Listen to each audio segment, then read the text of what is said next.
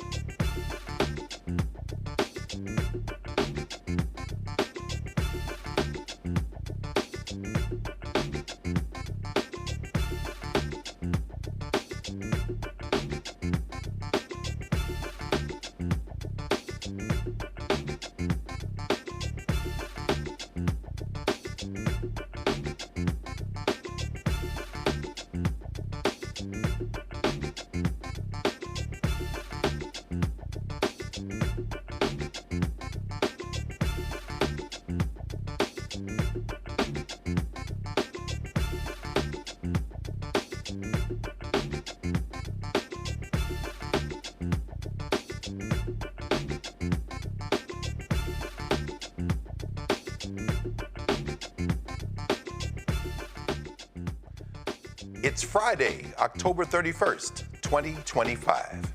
I'm Greg Carr, sitting in for Roland. Happy Halloween. I started to wear a suit tonight, but since I don't own one, I guess that would have been my Halloween costume. That'll be a fantasy. Tonight at midnight, of course, Dia de los Muertos, the Day of the Dead. So we're getting ready to celebrate that as well. Here's what's coming up on Roland Martin Unfiltered, streaming live on the Black Star Network. 2 federal judges say that the Trump administration must tap into emergency funds to partially cover food stamp benefits at last.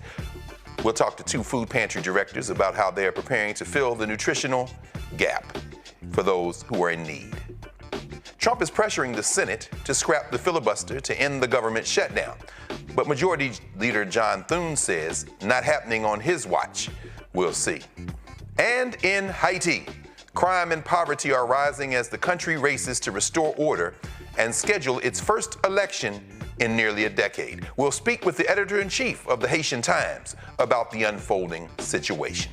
Plus, AfroTech wrapped up on Thursday. We'll show you Roland's 101s with Tiffany Aliche, Deron Guidrey, and Ryan Wilson, who will share strategies to build Black wealth and drive innovation. It's time to bring the funk on Roland Martin Unfiltered, streaming live on the Black Star Network. Let's go. He's got it. Whatever the miss, he's on it. Whatever it is, he's got the scoop, the fact, the find. And when it breaks, he's right on time and it's rolling. Best believe he's knowing.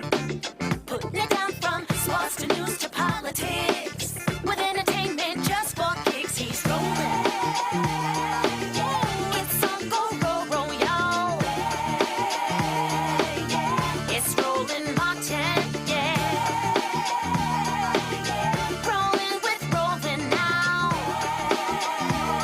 He's funky, he's fresh, he's real, the best, you know he's rolling Martin now.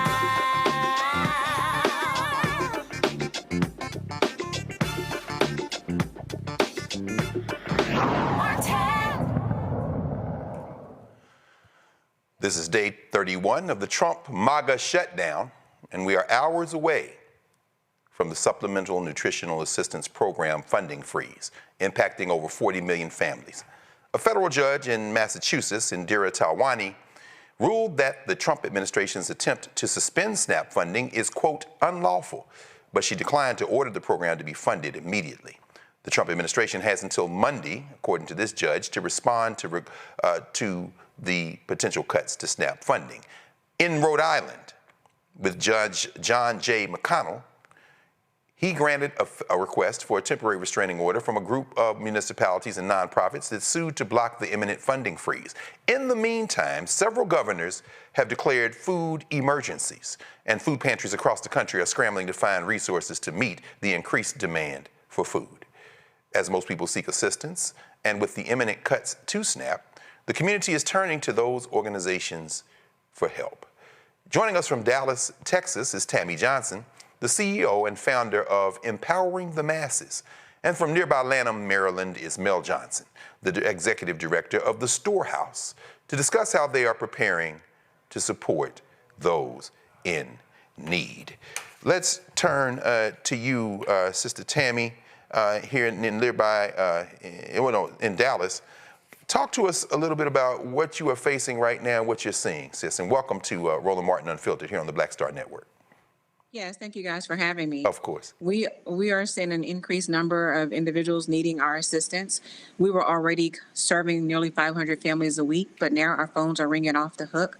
Our lines on Saturday mornings for our Saturday drive-through distributions are back to what they were looking like during the pandemic. And so we're just bracing ourselves for what's going to happen starting tomorrow. We have a distribution happening tomorrow, and we just know that our lines are going to be, again, back to what they were during the pandemic. My goodness. Mel, are you seeing something similar here in Maryland? Yes, we're definitely seeing an increase of families just needing some support. We're right at about 6,000 families served each month, and that continues to grow. We, too, have more distribution scheduled for tomorrow. And again, we're preparing for what next week is going to look like and continuing to do the work to ensure that families just feel love in this season. Of course. As you say, both of you, there's obviously increased demand. People are nervous. Is some of the traffic that you're seeing, the increased traffic, because people are anticipating the shutdown, or is it, I guess that must be why, but what would a normal kind of rhythm look like? And by normal, I mean you kind of, as you provide food assistance. Let's go with you first, Mel.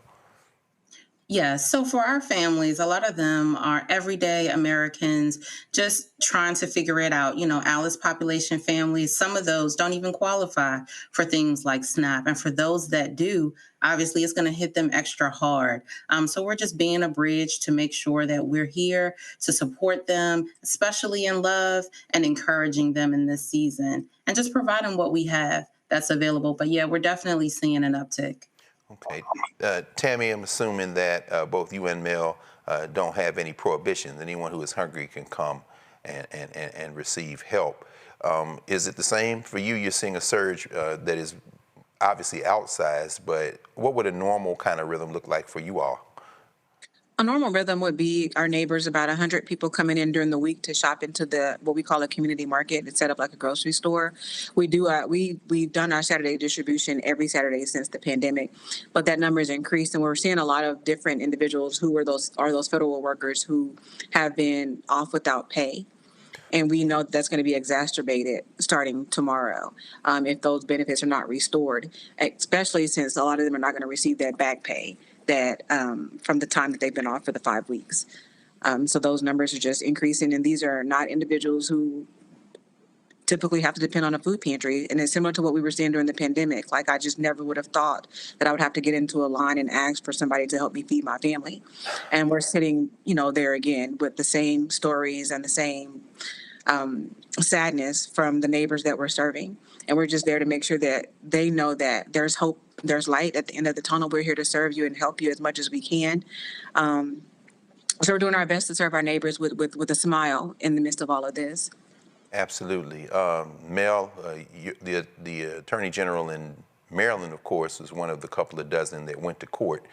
Unlike the Attorney General, that nasty piece of work down there in Texas where you are, Tammy. I'm wondering if either of you have any thoughts about whether or not the decisions that came down today from the 2 federal judges in Massachusetts and Rhode Island might keep the wolf from the door. Not that it's going to change anything that's going to happen next week in terms of people showing up for help from both of you.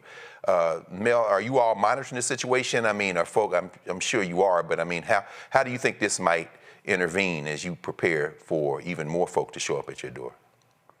Yeah, so in Maryland, about 79% of Marylanders are actually on, SNAP benefits. So this affects a large majority of those that we serve. But you know what I've noticed? This is not about what's left or right. This is about what's right and wrong. And people need basic resources like food and healthcare. And all of this debate is unacceptable. We need to be able to have quality access to fresh foods and goods and ensure that families have dignity in the process. That's it.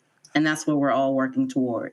Of course. I'm going to bring the panel in a moment. I want to ask you one more quick question. Tammy, we see the export of some of those Border Patrol cats all over the country. We see this guy in Chicago getting drugged before a judge for throwing gas canisters at folk and people like that. But down there in Texas, I'm sure the same is true in Maryland, but certainly in Texas, are you concerned at all about some of these folk that are smashing windows and putting their hands on people showing up at your food pantry, trying to perhaps catch folk or intimidate people as they're coming simply trying to eat? And are there people who might be maybe a little intimidated or scared or nervous about showing up to get assistance because they're worried about this kind of show of force from these thugs?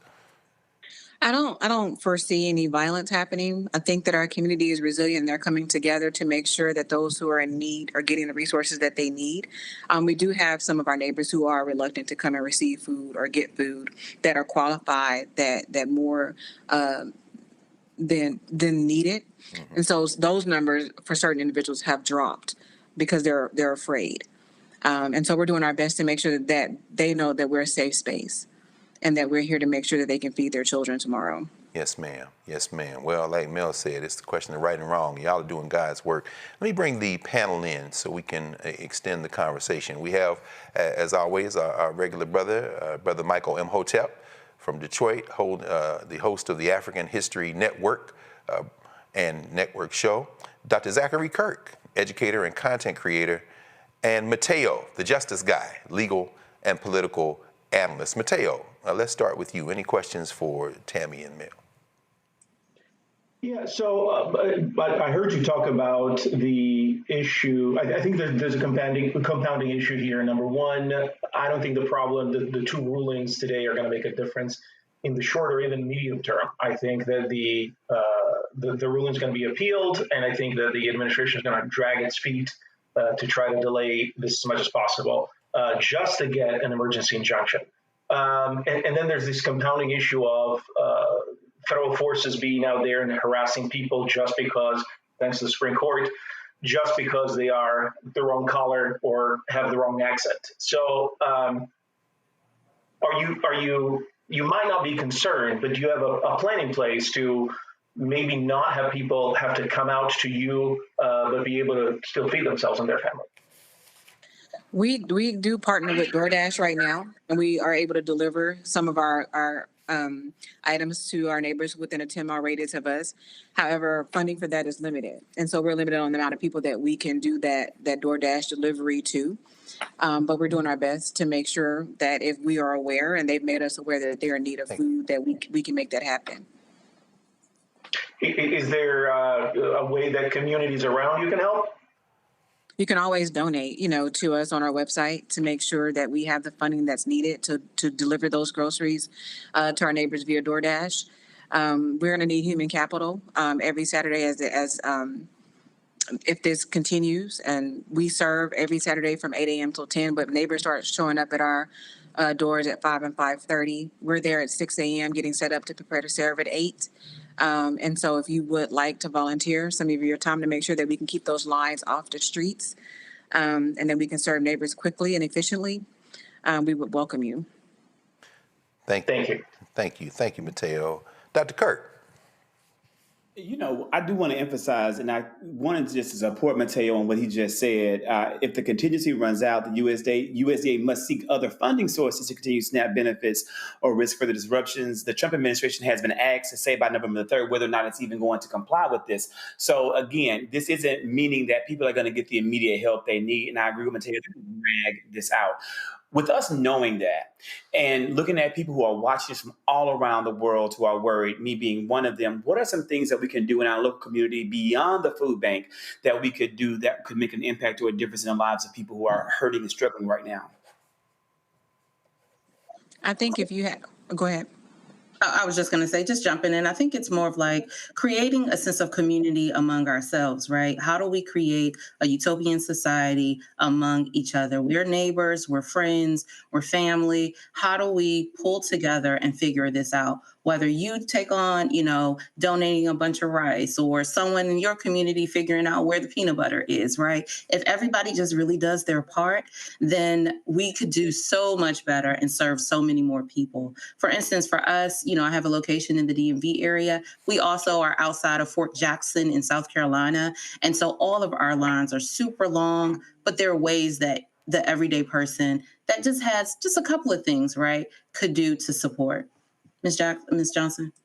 I was going to kind of just piggyback on what you were saying. I was going to say something similar. Like, we're stronger together, and I think our communities are more resilient than we know. We've seen it, happen in the past. So wherever you are, whatever you have, whatever resources you have, if you know that you have neighbors that are afraid to go to that local food pantry because of what they look like or where they're from, and you know that they're going to be hungry, I ask that you kind of fill in the gap where we can't fill in the gap. But I think that if we all come together, have an understanding that this is a basic human need to make sure that you can, have sustenance and feed your families, and provide whatever resources you have at your disposal. It doesn't have to be a lot. If you have $2 extra to go and buy some beans and some rice or something, please do so and make sure that you can help your neighbors as well. But again, the food pantries are going to be stretched thin with our staff. We're already pretty much run on skeleton crews at most food pantries because funding is limited. And so if you have 1 or 2 hours to go and help at your local pantry, please do, give of your time. That's invaluable. Yes, ma'am. Thank you. Brother Mike. I was just wondering a couple of things. Number one, a lot of people who receive SNAP benefits actually work, okay? Mm-hmm. They're not lazy at home, as many times Republicans try to portray them. How are the people who are working 1, 2 jobs, what have you, how are they trying to cope just with everything that they're dealing with, trying to feed children, trying to pay for childcare, get back to forth to work, things of this nature, and dealing with this food crisis? What are some various ways that you've heard people are trying to just cope with all of this? I think people are more, eager to talk to each other. I think that more people are talking to counselors and therapists and things like that to kind of help them, with the mindset shift that they have to have in the midst of this time that a lot of us have not seen before. But I think, and again, we're coming together as a community. I've seen a lot more of reaching out to your neighbor, like what we're as a country should be known for. So I've seen a lot more of that. And then not being afraid to ask for assistance if you're not afraid of what the repercussions may be because you came outside of your house to ask for it. Okay. So Thank you. Thank you, Mike. Tammy, Mel, with Empowering the Masses and the Storehouse, you've kind of helped us understand how people can help. Is there a direct way that the viewers can donate? I know you mentioned the website before, but what can we do to help here? Go ahead, Tammy, you can go first, please. Let everybody know that you know about an organization in Texas that's doing their best to make sure that we can fill in the gap in these trying times. Send them to our website, send them to our social medias, and spread the word about the work that we're doing in other, local entities as well. But please just spread the word, tell everybody about what we're doing. Thank you very much. And the website is Empowering the Masses. I mean, what's the website? Empoweringthemasses.org. And all of our social medias are at Empowering the Masses. Got it. Mel, please, same thing for the Storehouse, sis. Yes, so we are God-led and family-run, which means we need all the support that we can get because we are self-funded. So if you want to support the work, we appreciate it. You can visit us at www.thestorehouseus.org or the Storehouse US on everything social media. Okay, well, we know that God is no respecter of race or color or kind, but it is good on a Friday to see two black women standing in the gap. We know y'all been doing that since the beginning of humanity. So Tammy Johnson, Empowering the Masses, Mel Johnson, the Storehouse, as this thing gets sorted out, they're making sure that people can eat. This is Roland Martin Unfiltered on the Black Star Network, and we'll be right back.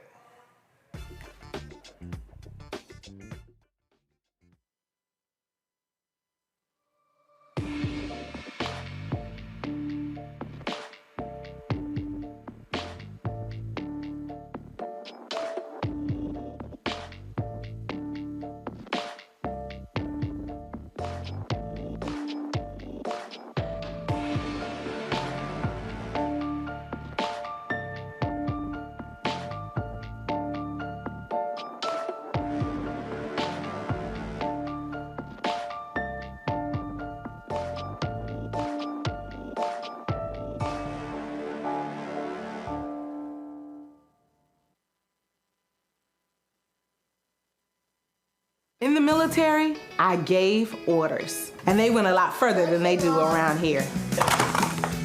If there's one thing I've learned as a mom and foster parent of more kids than I can count, investing in their future isn't a choice. In Richmond, I'll fight for Stafford's fair share for our schools. Smaller class sizes, better teacher pay, and more vocational training. I'm Stacey Carroll, and I'll fight to get our kids' future in order. I'm Marissa Mitchell, a news anchor at Fox 5 DC. Hey, what's up? It's Tammy Roman, and you are watching Roland Martin Unfiltered.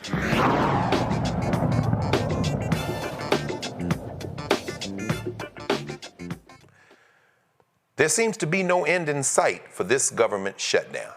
The convict in chief is calling on Senate Republicans to invoke the so-called nuclear option, scrapping the filibuster to push through government funding with a simple majority.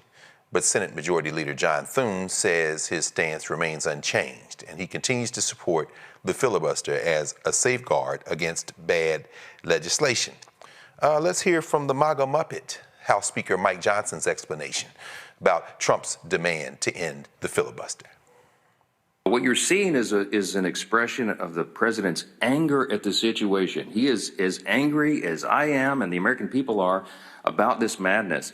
And he just desperately wants the government to be reopened so that all these resources can flow to the people who need it so much. Look, I'll just say this in general. As I've said many times about the filibuster, it's not my call. I don't have a say in this. It's a Senate chamber issue. We don't have that in the House, as you know.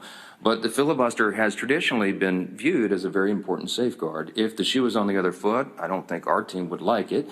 The Democrats, look, they've said what they would do. They would pack the Supreme Court. They would make Puerto Rico and D.C. states. They would ban firearms. They would do all sorts of things that would be very harmful for the country.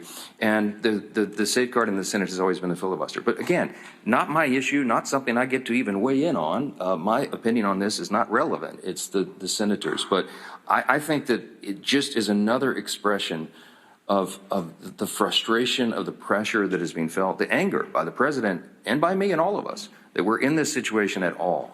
Do your basic job. I'm going to say this again. We have put zero Zero Republican policy priorities on the CR. It is Biden-level policies and spending. They have no excuse at all not to support it. They have no excuse to put all this pain on the American people, except that for what we've just articulated and repeated here every day, they want to give a showing to the radical left fringes of their base, and they want to give illegal benefits or benefits back to illegal aliens and non-citizens and all the other crazy stuff that they've claimed. Truly remarkable. That's the Speaker of the House, Mike Johnson. 290,000 people in his district in Louisiana are on Medicaid. That's 38% of his district, as he sat there and blamed a man who's in full retirement, Joe Biden. You're a MAGA Muppet, my little friend, and you probably need to be quiet, Mr. Speaker. The House remains in recess under Speaker Mike Johnson, and the clock is ticking toward what could become the longest shutdown in U.S. history. Federal air traffic controllers may have missed their first paycheck this week, adding to the growing list of federal workers going without pay. Military members may receive a reprieve as the administration secures funding, but millions of others continue to face financial strain. Michael M. Hotep, you have been tracking this very closely day by day. Russell Vought is somewhere rubbing his little hands together, trying to figure out how to throw more sand in the gears. Talk to us a little bit about your reaction to what comes down from Capitol Hill this evening. Well, it's more of the same. I just did a presentation dealing with Project 2025 last night for Alpha Kappa Alpha Sorority Incorporated here in the Detroit area. And I talked about Russell Vought, known as the architect of Project 2025. Yes, he wants to downsize the federal government more, take back or put on hold construction projects like the $18 billion New Jersey, New York tunnel that he put on hold, claiming that they want to make sure it was not unconstitutional DEI involved in that contract. When we see Senator John Thune's reluctance, House Majority Leader Senator John Thune's reluctance in actually saying he's not going to revoke the filibuster.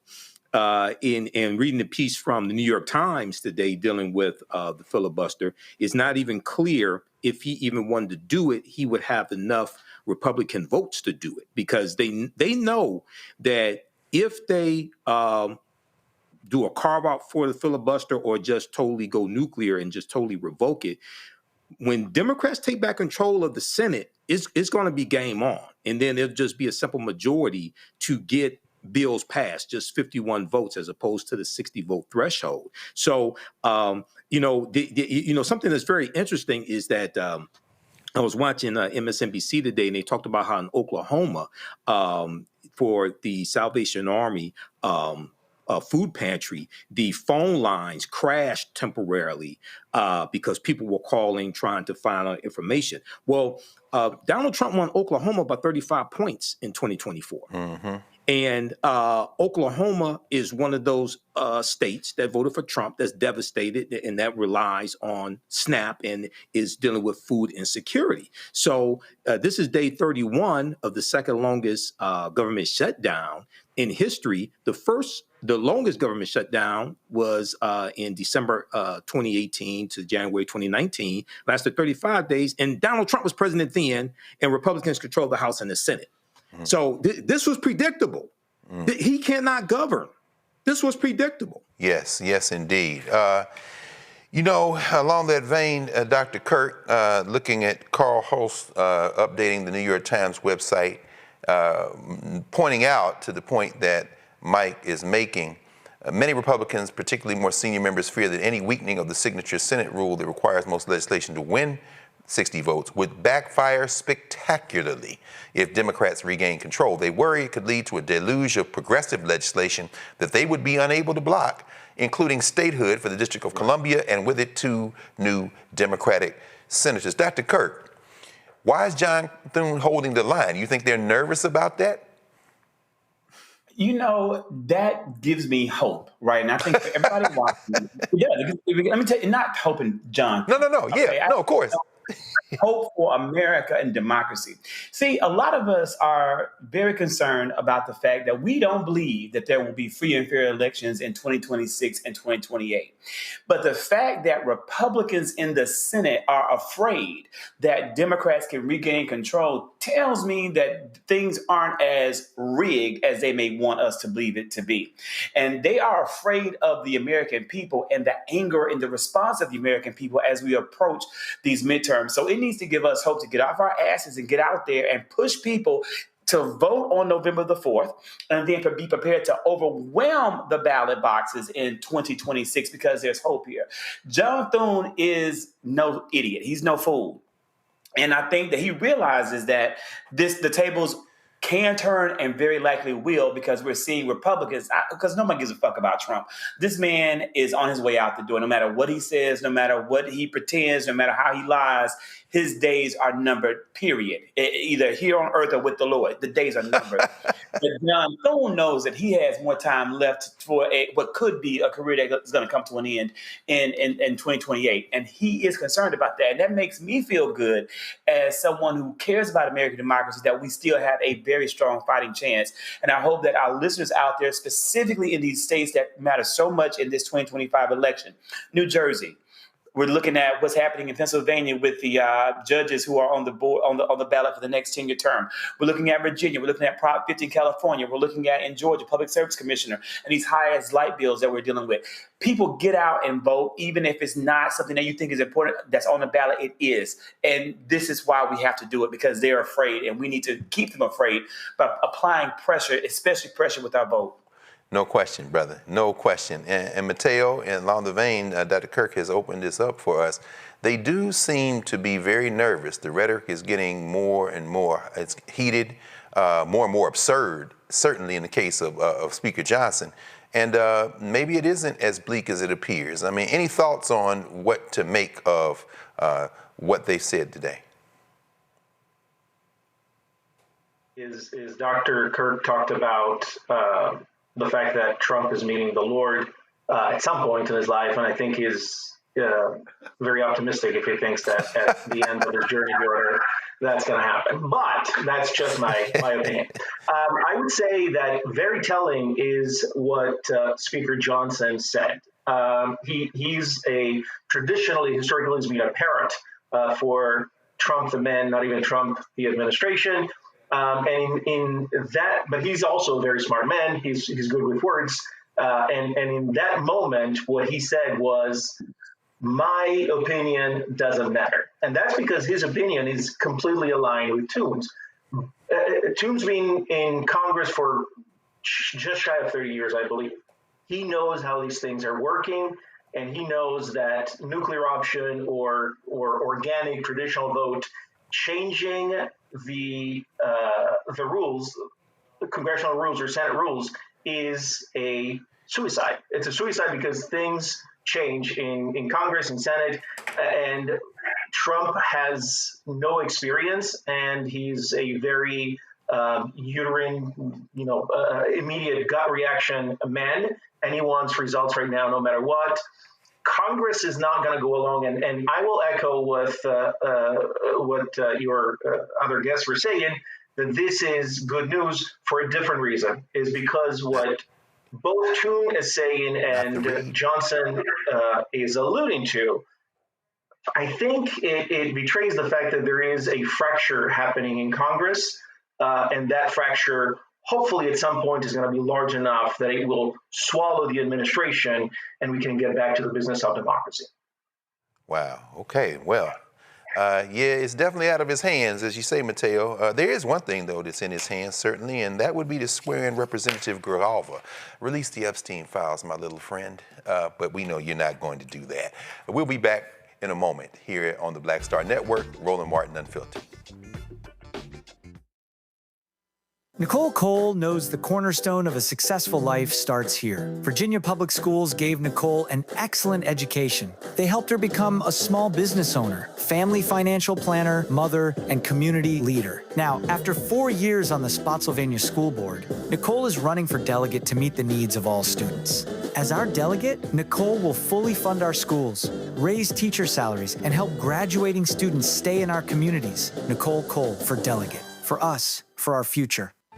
As a pastor, I hear a lot about trips to the doctor, bills piling up, jobs being lost. So as your delegate, I went to work writing laws that protect families, helping parents care for their disabled children, capping insulin costs, lowering prescription prices, and investing in our police and schools. I'm Josh Cole, and as your delegate, I'm working to keep us strong and safe. Hey, this is Motown recording artist Kim. You are watching Roland Martin Unfiltered. That boy, he always unfiltered, though. I ain't never known him to be filtered. Is there another way to experience Roland Martin than to be unfiltered? Of course he's unfiltered. Would you expect anything less? Watch what happens next.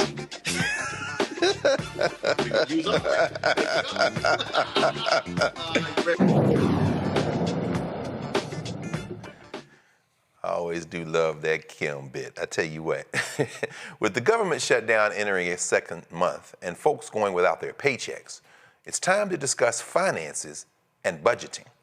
While in Houston at the AfroTech conference, Roland caught up with the budgetista. I always mess her name up. The budgetnista, Tiffany Aliche, who shared some tips on being financially savvy.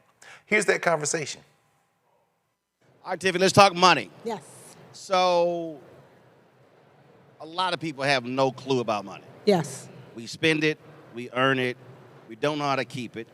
And most folk, when you talk about even tracking expenses, it amazes me how many people, when you start asking them questions about what they spend, really don't know how much money they spend. How has technology helped make it easier for a person to be able to track spending, but also to begin the process of saving and investing? Well, first of all, the technology has been here for a long time because you might not know, but your bank account knows, your credit card statements know. You can literally pull those statements out, and even now you can upload them to AI to ask, how am I doing? Here are my goals. How close am I? How Now, far when you am say upload it to AI, for the person So like who a has chat no clue, GPT. what would they upload it to? You could upload it literally to a chat GPT, for example. So Roland, the other day, I closed on a property, and I felt like my closing statements were too high. I said, like, When you say closing statements too high, what do you mean? meaning, like, you know how when you close on a property, they're like, at the end, you might have to pay like an HOA fee. You might have to pay I hate HOAs. like taxes. I hate HOAs. Right, but I just felt like this statement seems too high, you know, because really your closing cost should be about 3% or less of what the cost of the So property. what, you thought there was like some hidden stuff in there? It was. Really? I uploaded my closing statement to ChatGPT and said, is this too high? If it is, what's happening here? Some things I was being charged 3 or 4 times because it was like 15 pages. Yes. I was able to find it, and then Chat said, would you like us to write a letter to HUD to say, why am I being triple charged or quadruple charged for these things? Please remove them, and did, and I saved like $500-600. Wow. Yes, so I say that to say that this technology is available where you can upload components of your life and ask the questions. Of course, you have to use your human sense, though. Well, I think for a lot of people, just even the idea of just asking the question. Yes. Because we're just so trained as well, and that's what it is. So I'm just going to go ahead and pay it. Yeah, and I just don't believe in that. Even now, like I know a lot of people are navigating poor credit. You can literally train whatever AI you use, ChatGPT, for example, to almost be like your credit counselor. To say, here's my outstanding debt, here's my current credit score, here's where I'd like to be, what do I need to do? And slowly work that plan. Several years ago, I did a show on TV One. We did a whole show on credit. And I've always said it, that I believe the whole credit thing is a scheme. I think it's BS. You have no idea with the algorithm how it even gets to that. It used to be the top credit score was 700. Where in the hell 850 come from? Like all of a sudden, like for the longest, the top credit score was 700. Now, all of a sudden, it's 850.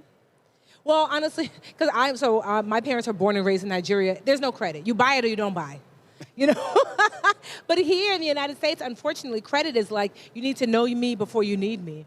And so you have to learn to play the game. And the truth is, if you're not using these new tools, you're being left behind. If you're not using Chat or Gemini or whatever AI tools, because they're using them against you. Right.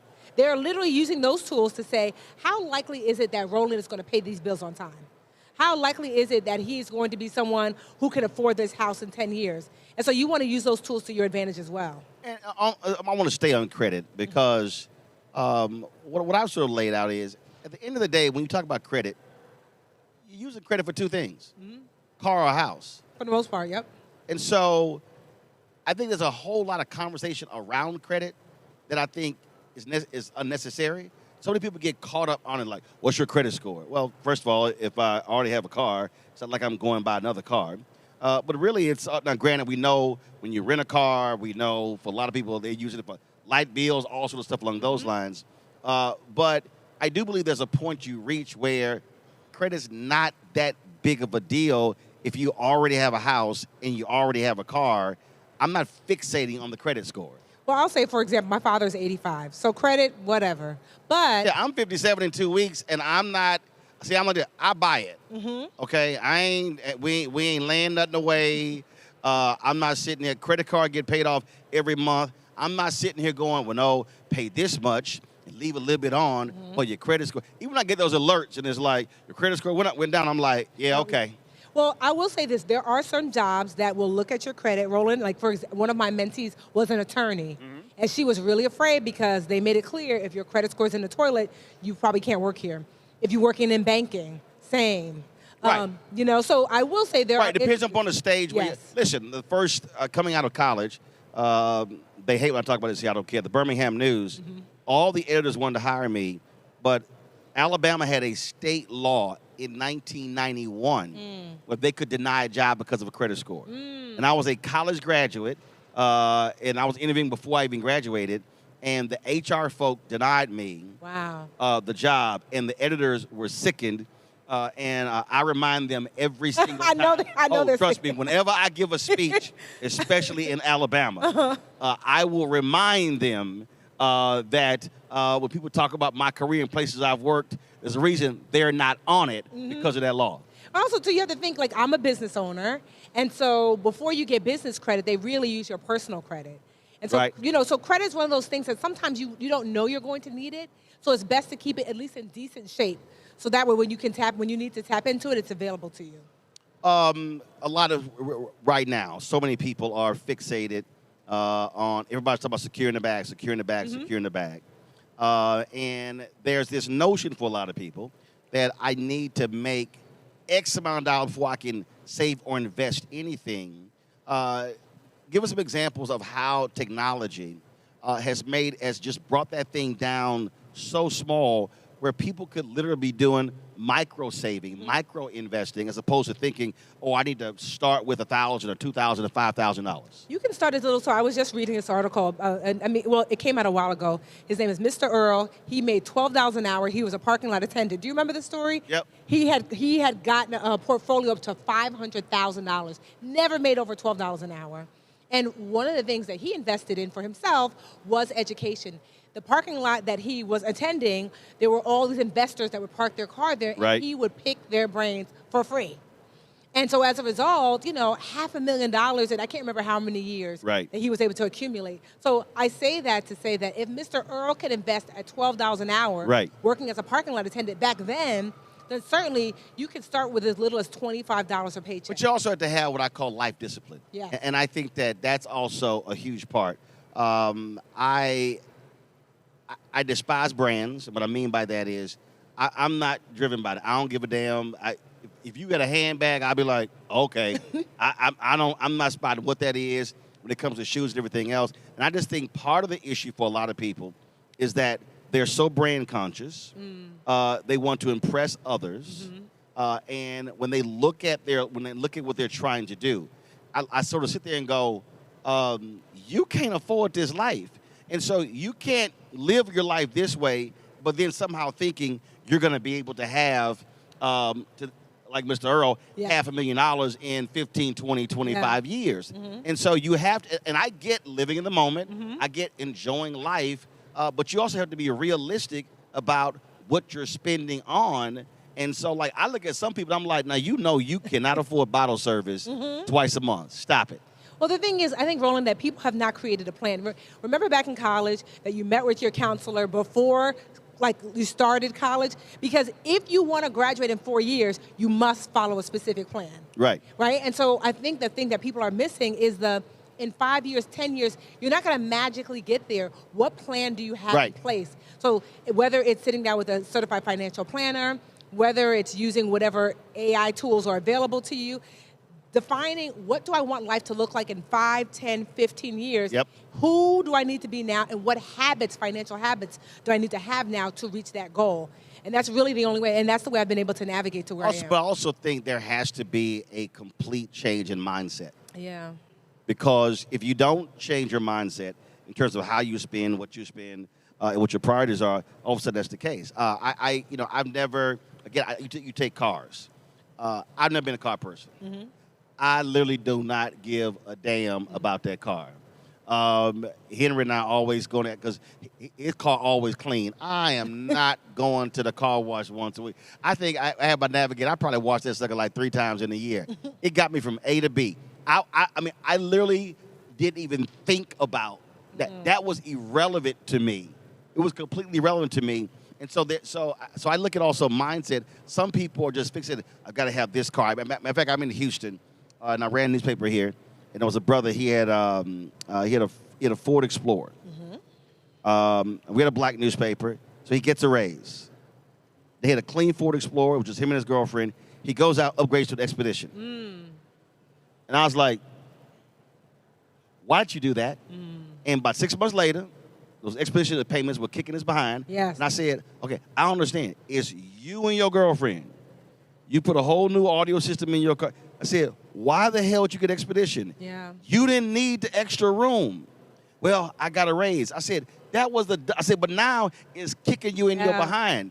And I just think that for so many people, we are fixated on, I've always wanted those things. It's kind of like, yeah, but you can't afford that now. Yeah. Well, I think... So mindset. I think mindset helps also, too, if you have the right community around you. And so I think about my father was a CFO and an accountant, and I have my 4 sisters. Oh, girl, please. You grew up. You couldn't buy nothing. You couldn't buy nothing. My father was like, they had like the what is it? Everybody Hates Chris. That was that day. You couldn't buy, hey, Dad, can we get, nope. No, literally. Nope. But what he did was he infused what actually matters. I think that's the key that people are missing now, Roland, is that they're not clear on what is the desired outcome for the money.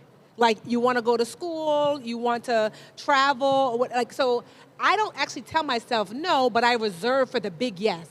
So it's like, okay, if I want to say yes to going to travel to Egypt, then that just means less of something else that doesn't actually move me. So I think that's the key for the mindset shift. It's not about deprivation. Well, when I say mindset shift, making the determination that's not. It's a perfect example. When I got a Sprinter in 2020 for the business, so probably about 3 months later, I was in my driveway, and I went, "Wow, this is the first Mercedes I own." Then I went, and it's totally paid for. It was 100% write-off. And so for my whole life, I was never fixated on, I need a BMW. Yeah. I need a Mercedes. I need a Bentley. So it didn't matter to me. When I treated my Corolla the same way I treated my Mazda B2200 pickup, the same way I treated my Ford Navigator, and the same way I treated my Sprinter. For me, it was a mode of transportation. Yeah. And that's what I mean. Yeah. I remind people, Ross Perot had $3 billion. He drove a minivan. And so I think a lot of us just get so fixated on things as opposed to what is the type of life I want to live when I'm 50, 60, 70, 80. Yeah. And so Prudential did this study to figure out why are people so disconnected from their older self. And it's the same reason why you almost don't see yourself even as your younger self. So I say lean into the fact that you are detached from your older self. I gave my older self her name. Her name was Wanda. And I think about Wanda almost like the grandmother version of myself. So when I'm making choices, Roland, I'll say, well, dang, if I buy this, is Wanda gonna eat cat food? Like, what are we doing? I can imagine Wanda sitting in her rocking chair like, oh, another unnecessary thing that you're getting, Tiffany? Right. Because it is your younger self's job to look after your older self. And so one of the ways to shift that mindset is to pull your older self out, name them, and allow them to help guide you. Like, if I make the decision, how does that affect the older version of myself? Well, and also I think that it's also how you process. Yes. In terms of, again, because you're determining what's really important. Yes. I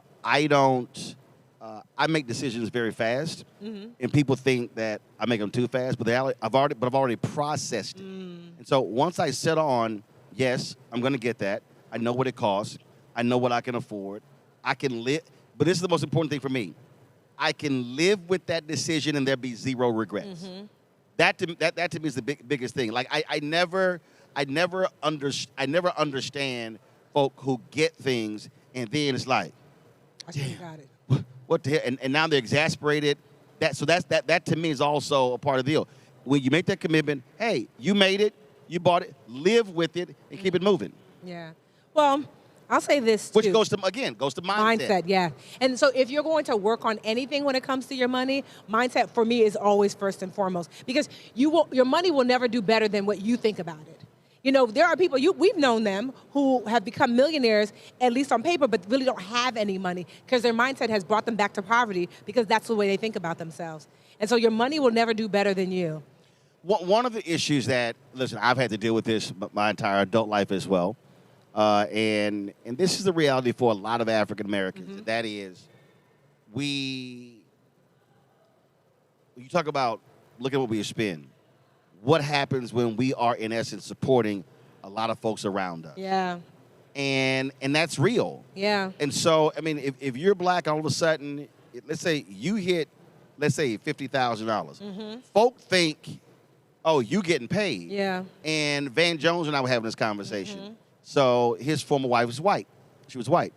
And he said, man, the conversations that she has when her dad calls are totally different than when my mom calls. Well, to be fair, they've had a head start, if you will. No, absolutely. But the point that he was making, is that conversations that she was having were about stocks, trust, things along those lines. He said the phone call that he was getting was, so-and-so needs this to buy some books, or so-and-so got in trouble and it's $500 here. And so what then happens is, when we start actually adding up 200 here, 500 here, here, you look back over 10 years and you're helping folks raise their kids, all sort of stuff along those lines. That is a real tax on families. And what I say in our community, the problem is, as you get older, now you got parents, now you got others. And so when you look back, all the money you may have helped others with over a 10, 20, 30-year period, it adds up. So we have to I believe we have to begin to break that generational curse to say, listen, how can I help you education-wise do these things earlier in life, so when you have kids, your kids are not trying to borrow from their cousins. So true wealth really is setting yourself up so you're not a burden to your children. When I think about my parents... So you're not what? I'm not a financial burden to my children. So you're right, because when I think about my parents, certainly they didn't have the money to help me with a down payment for a house, but they also don't ask me for money. Do I send them some? Yes. Right. But the conversations that we have are about trust and will and taxes and things like that. And so I have set myself in such a way that, like, my stepdaughter, when she's grown, is not going to have to look after me. Right. You know? And so, but the thing is, it has to start with us, and it starts with education. And so many times we're not willing to do the work now to be who we want to be in the future. That's the key. It's not going to happen magically and accidentally. It's going to require listening to shows like this, picking up a book to read, maybe hiring a financial planner to create actual plans, so that way you and the generations beyond you will be okay. I can remember being in high school and my father bringing the financial planner to our dining room table, just to set the tone of, like, there's help out there. And now I've done that for my stepdaughter. So two of my nieces run around here. I saw so I've raised 6 nieces at one time. Okay. And so I remember we were leaving church one Sunday, And normally I'm gone on weekends. I got speeches, I'm covering stuff. So that weekend I was there, my wife was traveling. So we're in the car, so they're like, Uncle Robert, where are we going to eat? I was like, the house? Well, you know, when we were on Jackie, we all go out to eat. I was like, okay. I said, how many people in the car? They looking around, 6 of you plus me. That's 7. I said, okay, the average meal, appetizer and drink, I said, for y'all, let's say it's $30. All right, so now we got 7 people. I said, like, we're literally driving. I'm forcing. I said, that's $210. I said, now, 18% tip. How much is that? They on the back trying to figure out, you know, okay, all right, they're trying to add it all up. I said, all right, I want you to now multiply that number times 4 and multiply that number times 12. Wow. So then now they on the back like, okay, all right, trying to. I said, now, all right, each one of you has an Apple laptop that I paid in cash. I said, the laptop is $2,000 each. It's 6 of you. That's $12,000. You have 4 tutors for the 6 of you. This is how much they cost per month. So I started running through all these numbers. I said, now, dinner on Sunday, I said, is it the equivalent for the whole year, I said, of maybe 2 laptops. Y'all didn't learn how to cook. Yeah. But I wanted to force them, Yes. I wanted them to know that all this stuff that they see, somebody else is paying for. Yeah. So it's just here for you. Yeah. And so I was literally forcing them to understand everything that is a cost involved. Yes. And I was driving, and wait a minute, the reason I got the Navigator is because when the 6 of them came, I needed a vehicle that can carry 8 people. So I had to get a whole new car. And so that to me also, I think, so when you say your dad had the financial plan on the table, I think one of the greatest mistakes is that we literally don't communicate to kids what stuff costs and who pays for it. And I do that now. Even my niece Amelia is 7, and so whenever I take her and her brother Roman out, from the pizza that we get, she's really curious. I'm like, oh no, that was $10. And at the end, I make her add it up, and she's like, last time she told me kids are so expensive. You like, yeah. Well, I had another niece. She wanted to go with a family to some amusement park, but they needed books. I was like, okay. And I said, now, how much you need for the amusement park? For this weekend trip? I went, all right, so how much are your books in the fall? It was a private school, Christian academy school. I said, now, how you going to pay for them books? I said, so you got to pick. Paying for their books or the amusement park trip. I said, because you can't have both. And I forced her to have to make a decision. And that's the mindset shift. She picked the books. And that's the mindset shift. My 19-year-old, she just turned 19, and I told her, for your birthday, I'm going to give you $300. She's like, okay. I said, I'm going to give you $150 now. In 6 months, if you have 20% of it still saved, I'll give you the other $150. She was like, what do I? But I am trying to, because you can't just talk about it. To your point, Roland, you have to give them the opportunity to exercise that financial muscle in their brains. Yeah. So another trick that I use, so we go shopping. And I make them process shopping and cost of goods. Oh, what do y'all want? How much is that? That's 4 for what? Yes. Like, we're literally going through the store. People look at me like, I was like, don't worry, but it's a math lesson. but I needed them to understand that when you want it, you want these snacks and all kind of other treats, understand what all this stuff costs compared to these staples over here. And again, because when I went shopping with my mom or my dad, I would be processing, but I would also be calculating. Yes. So when I shop, I can sit and go through, boom, boom, boom, 3 this, how much per ounce, whatever. Okay, I'm going to grab that. Matter of fact, when we went to college, my brother called home. He was like, Mom, Roland trip, he spent all his money. I was like, bro, I'm not spending all this money. You shop slow. He didn't understand how my brain was working, but I needed to teach them how to calculate why you think that's actually a better deal. How many ounces in that compared to this over here? We need to give our kids an opportunity to practice and make financial mistakes, honestly.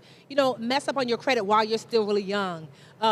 Overspend so you realize, well, now you don't have enough money for books. I remember when I was in college, I had a friend who got rims on his car. His father was so mad. He said, who's paying for the next semester? Not me. He had to sit out a whole semester of school because he paid, $2,500 for rims on his car. Oh, hell no.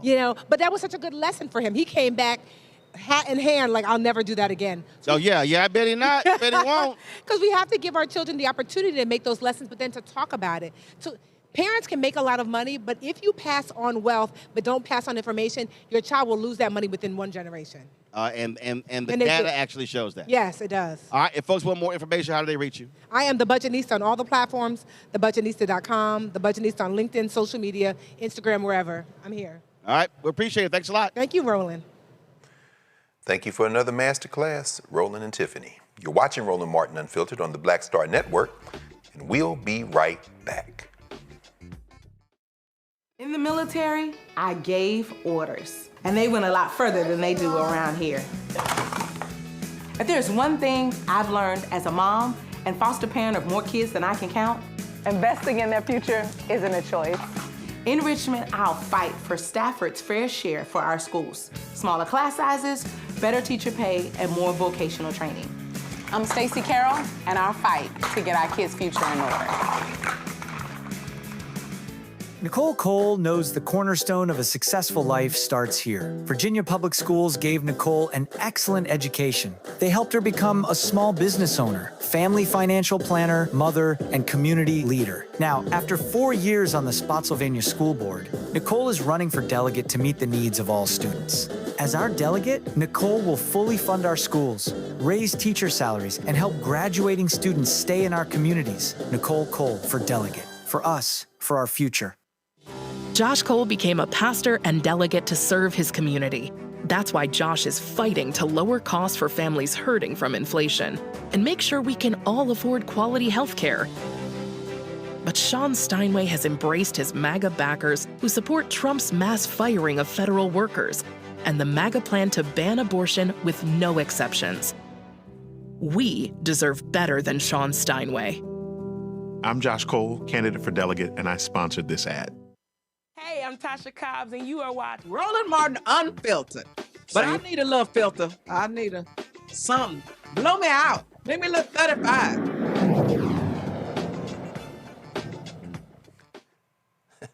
If this isn't the pot calling the kettle black, probably need a better metaphor for that. The sheep calling the milk white, I'm not sure.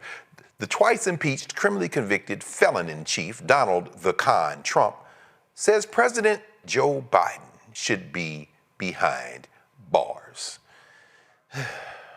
On social media, he called one of his political rivals a criminal who, quote, should be in jail, end quote. Though he didn't mention Biden by name, it's clear who he meant. Maybe, I'm not sure. The man's mind is gone. Trump linked to a story criticizing the Biden-era January 6th investigation, calling it, quote, politically motivated and, quote, thin on evidence. He accused Biden and former special counsel Jack Smith of wrongdoing, a familiar refrain as Trump's legal battles tied to the 2020 election and the Capitol riot continue. The White House declined to confirm if Trump was explicitly referring to Biden. Well, here we go again. Dr. K, what should we make of this, Dr. Kirk? I mean, is this just another one of those things he's trying to throw into the street to divert attention from things he's worried about, or how do you read this? The Epstein files. Yeah, absolutely. This man is under immense pressure and stress. He's worried as hell because he saw that his good buddy, King Charles,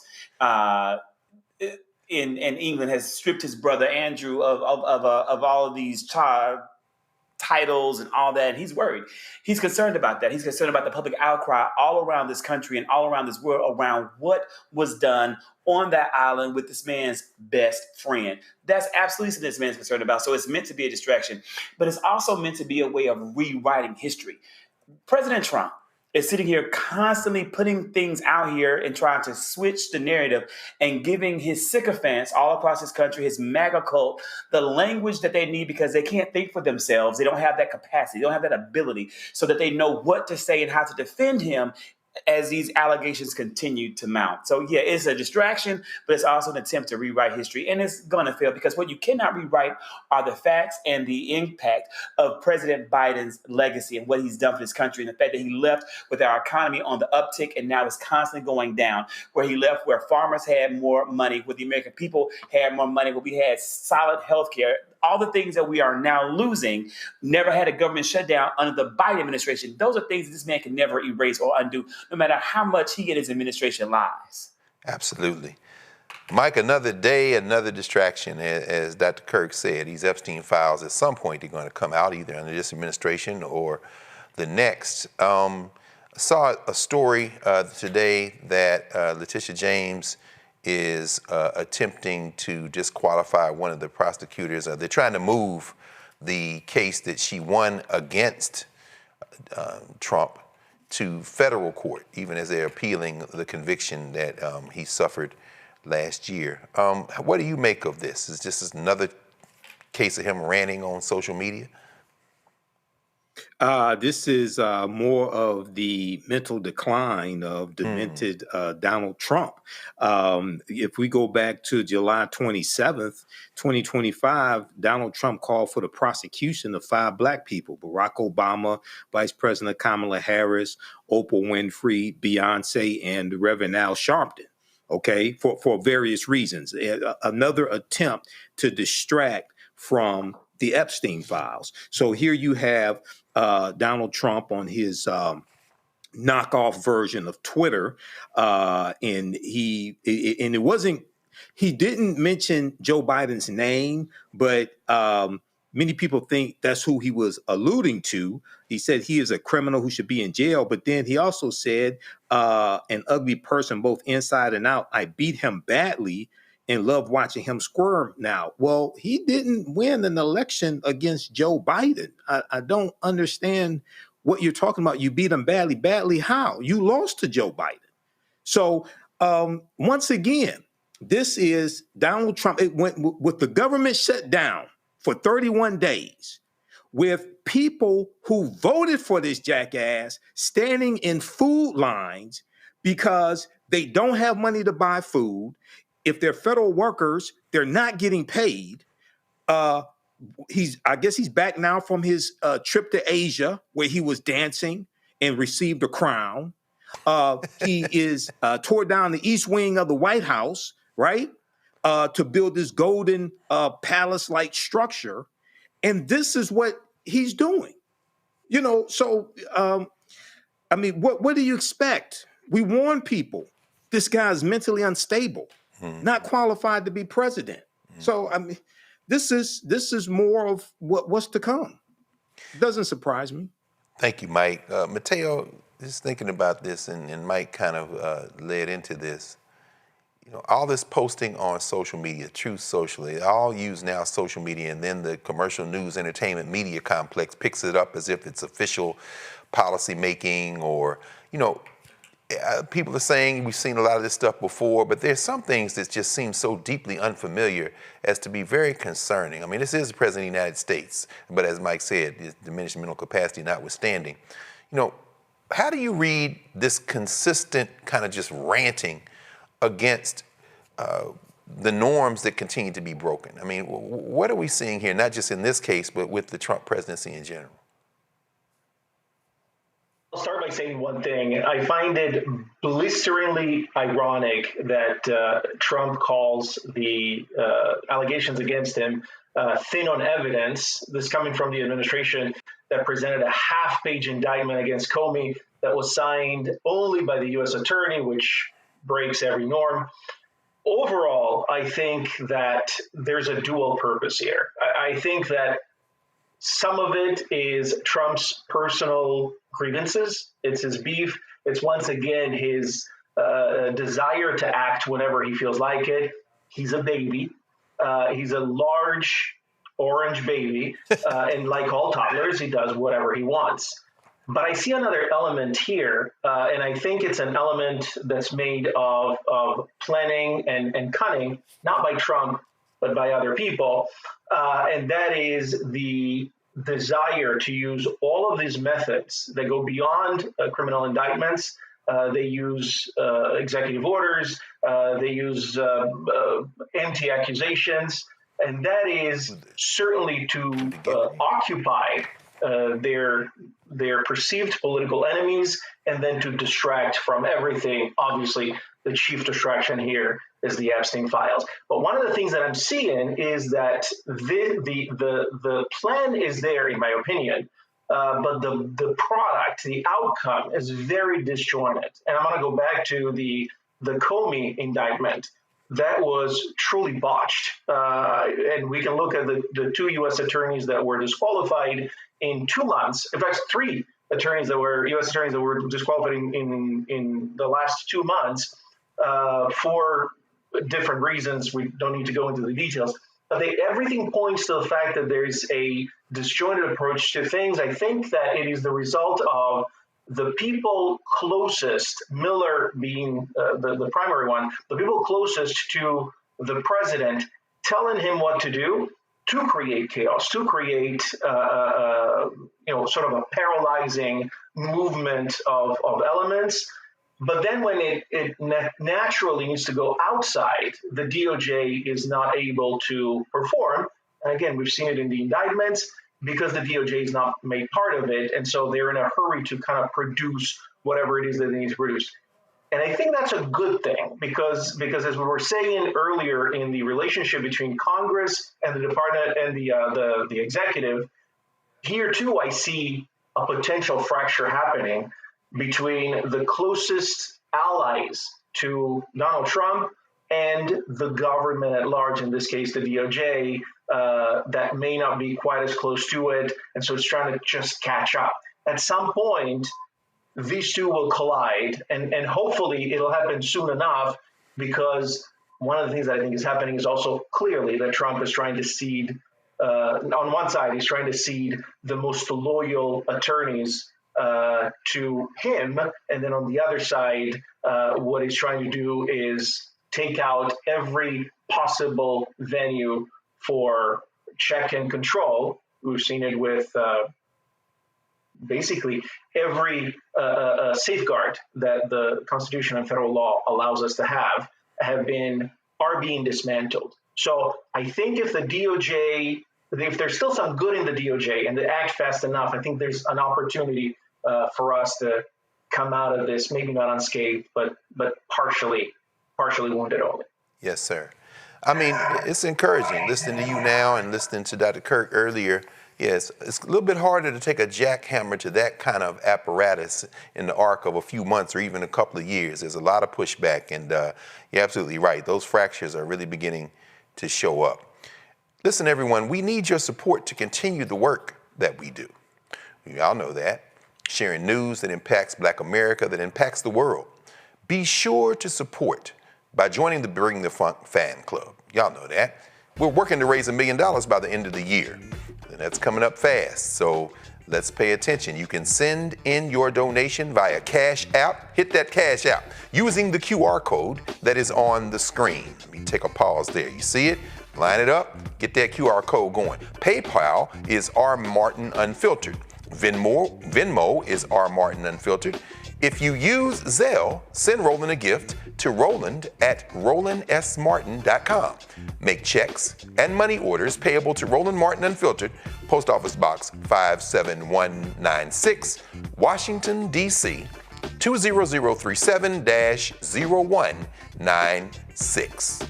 You're watching Roland Martin Unfiltered on the Black Star Network. We'll be right back. If in this country right now, you have people get up in the morning and the only thing they can think about is how many people they can hurt, and they got the power, that's the time for mourning. For better or worse, what makes America special, it's that legal system that's supposed to protect minorities from the tyranny of the majority. We are at a point of a moral emergency. We must raise a voice of outrage. We must raise a voice of compassion. And we must raise a voice of unity. We are not in a crisis of party versus party. We are in a crisis of civilization, a human rights crisis, and a crisis of democracy itself. And guess what? You've been chosen to make sure that those that would destroy, those that would hate, don't have the final say, and they don't ultimately win. Hi, I'm Swing Cash, Basketball Hall of Famer, and you're watching Roland Martin Unfiltered.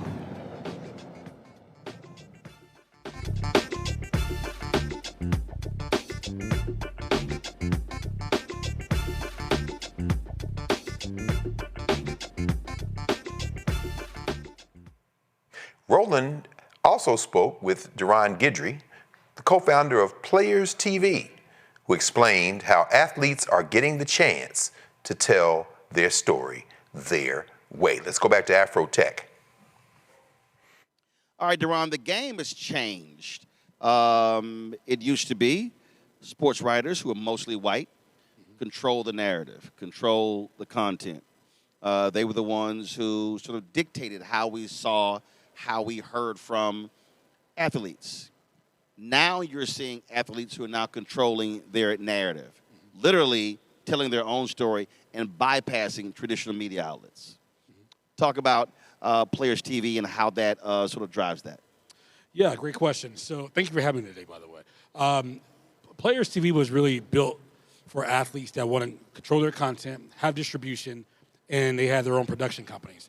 So we focus on how can we give them the distribution for those fans can engage in their content and remove the middleman out of the equation, have their own destination, their own place, where now advertisers can now transact there, but also they can retain their ownership of their IP as well, too. Gotcha. And so how does that work? Do they have individual shows?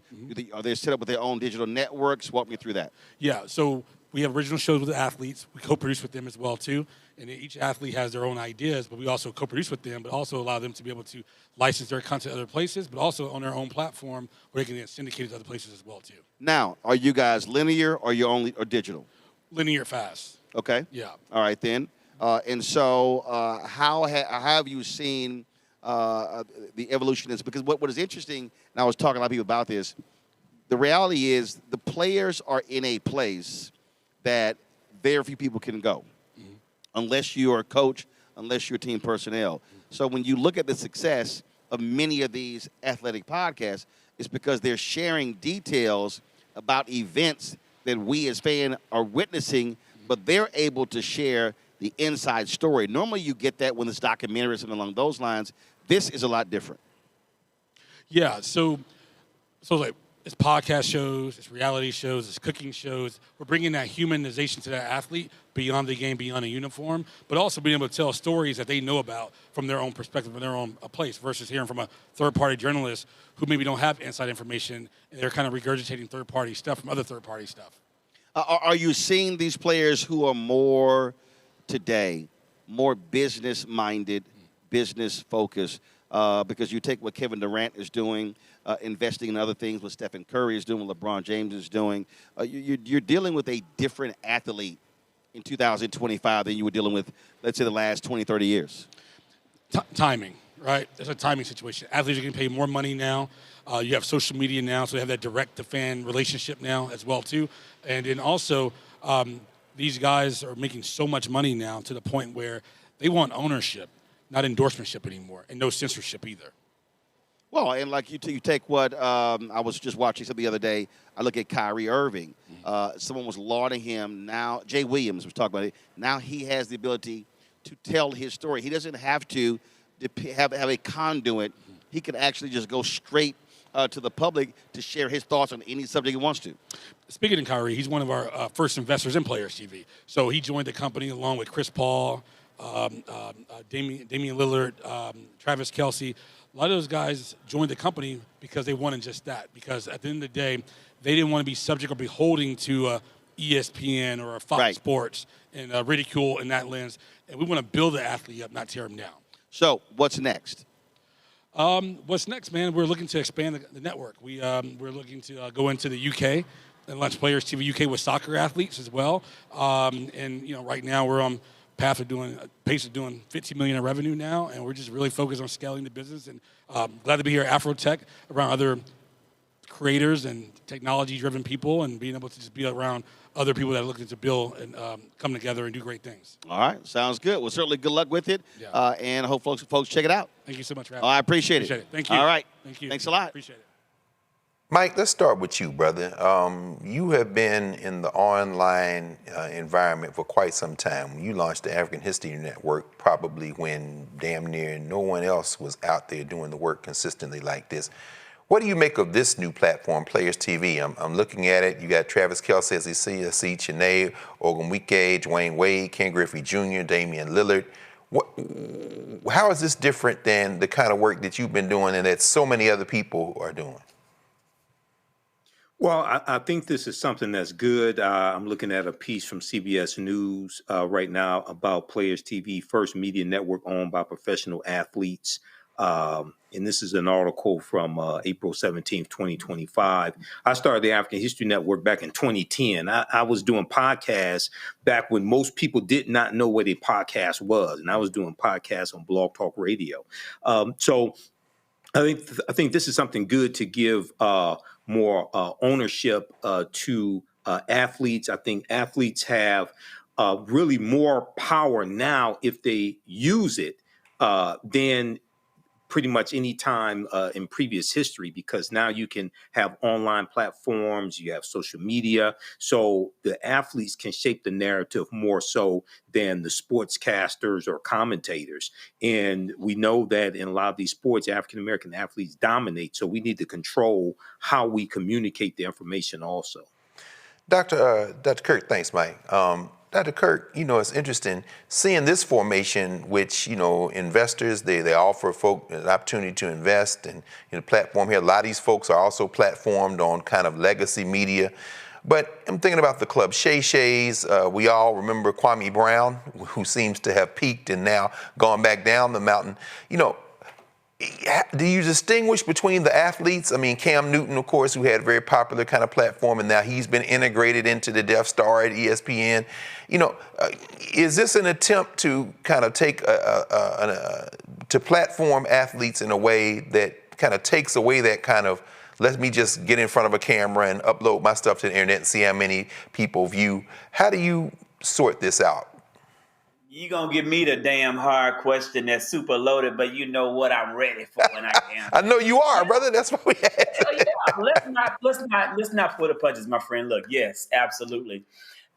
Absolutely. I'm thankful that Roland got out there, and I'm so glad he's at AfroTech this week. Hate that my brother didn't bring me with him here in Atlanta. I would have taken the days off work. I would have loved to have gone to the AfroTech. Next year. Next year, right? Yeah. Next year, I was here working through. Yeah, Roland could have. Roland is a Scorpio. I'm a Scorpio. He could have gave that to me as a early birthday gift.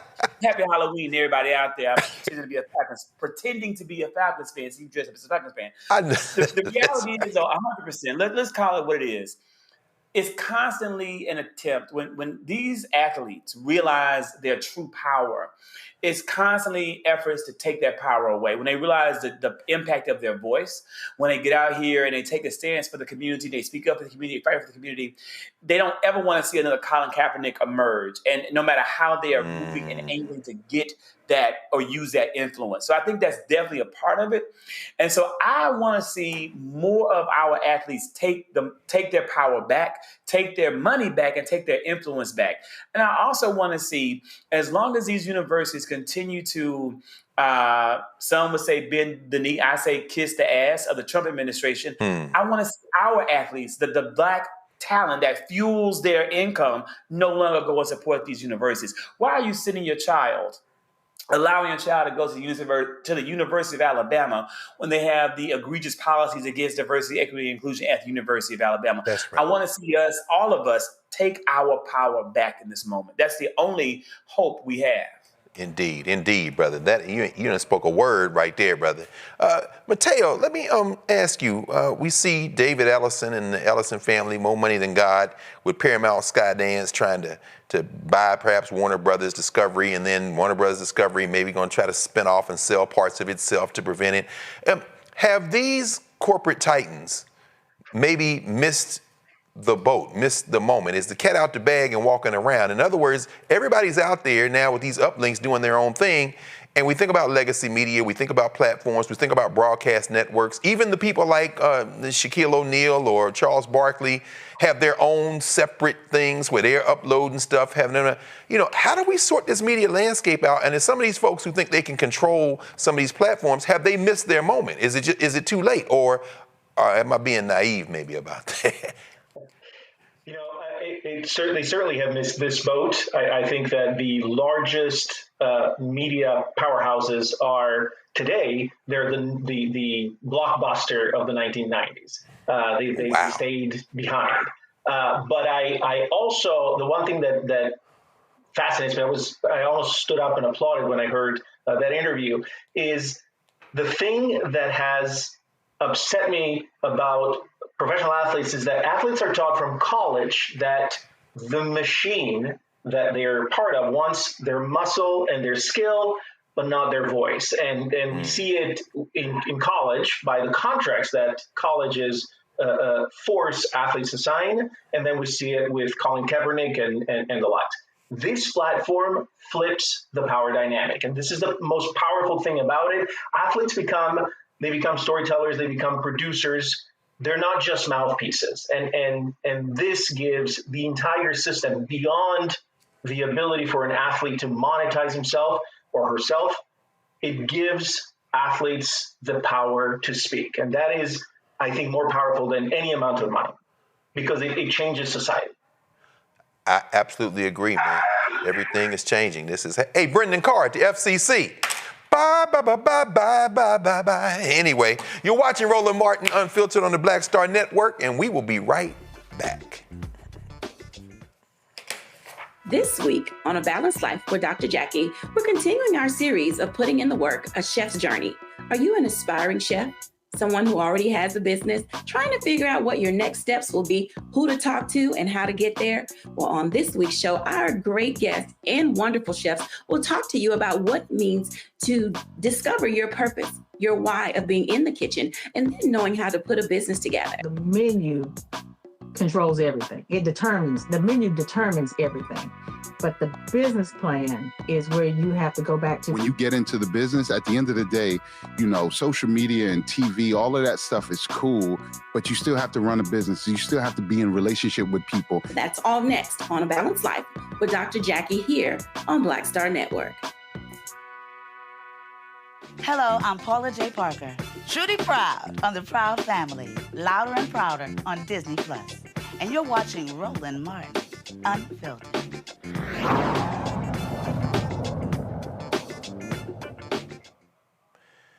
Haiti is racing against the clock to restore order and hold its first elections in nearly 10 years.